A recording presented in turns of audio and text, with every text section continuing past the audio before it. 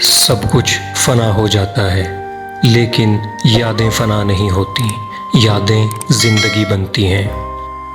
فطرتاً ہر شخص خیر کا طالب ہے، مگر جہالت کی وجہ سے شر کو خیر سمجھ لیتا ہے۔ اس لیے زندگی میں مسلسل کوشش یہی ہونی چاہیے کہ جہالت کو دور کیا جائے تاکہ لوگ خیر اور شر میں امتیاز کر سکیں۔ کسی اور کی نقل کرتے ہوئے کامیاب ہونے سے بہتر ہے آپ اپنے آئیڈیا پر عمل کرتے ہوئے فیل ہو جائیں۔ کیا خوب کہتے ہیں ابن انشا، ہمارے زمانے میں تعلیم عام نہ تھی تو لوگ سچ بولتے تھے اور پورا تولتے تھے۔ ممتاز مفتی فرماتے ہیں، میرے گرو نے مجھے واحد نصیحت کی تھی، کہنے لگے مفتی میری ایک نصیحت پلے باندھ لو، وہ یہ کہ کبھی کسی کو نصیحت نہ کرنا۔ نصیحت منہ سے کہنے کی نہیں، کر دکھانے کی چیز ہے۔ وہ ایک انگلی جو مشکل وقت میں آپ کے آنسو پونچھتی ہے، ان 10 انگلیوں سے بہتر ہے جو آپ کی کامیابی پر تالیاں بجاتی ہیں۔ لوگوں کو بیوقوف بنانا بہت آسان ہے، لیکن قائل کرنا کہ انہیں بیوقوف بنایا جا رہا ہے بہت مشکل ہے۔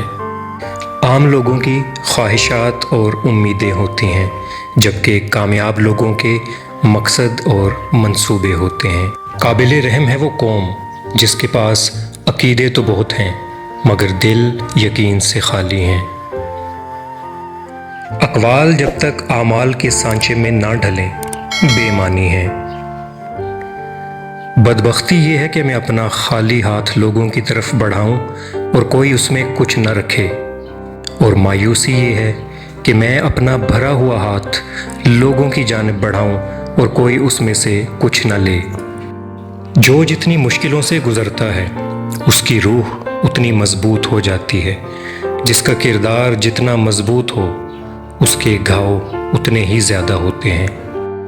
زندگی ایسی گزارنی چاہیے کہ کہانی لکھنی پڑ جائے تو کچھ چھپانا نہ پڑے۔ انسان کے تمام غم اور پریشانیاں اس کی ناجائز خواہشوں کی وجہ سے آتی ہیں۔ آج دنیا کی حالت یہ ہے کہ غریب کی پلیٹ سے زیادہ امیر کے شیمپو میں غذائیت اور وٹامن ہے۔ زندگی ضرورت کے مطابق گزارو، خواہش کے مطابق نہیں۔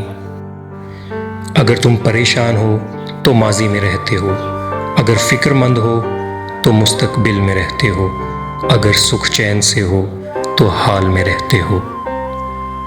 مجھے یہ بات ہضم نہیں ہوتی کہ جس خدا نے مجھے عقل عطا کی ہو وہی خدا مجھے عقل کے استعمال سے کیسے روک سکتا ہے۔ اپنے دن کو اس طرح نہ دیکھو کہ تم نے کیا پایا ہے، بلکہ یہ سوچو کہ آج تم نے کیا بویا ہے۔ دنیا میں سب سے زیادہ نفرتوں کا سامنا سچ بولنے والوں کو کرنا پڑتا ہے۔ جو بندہ عورت کی خواہشات کا رخ بدلنا چاہتا ہے وہ بندہ دنیا کا بے وقوف ترین انسان ہے۔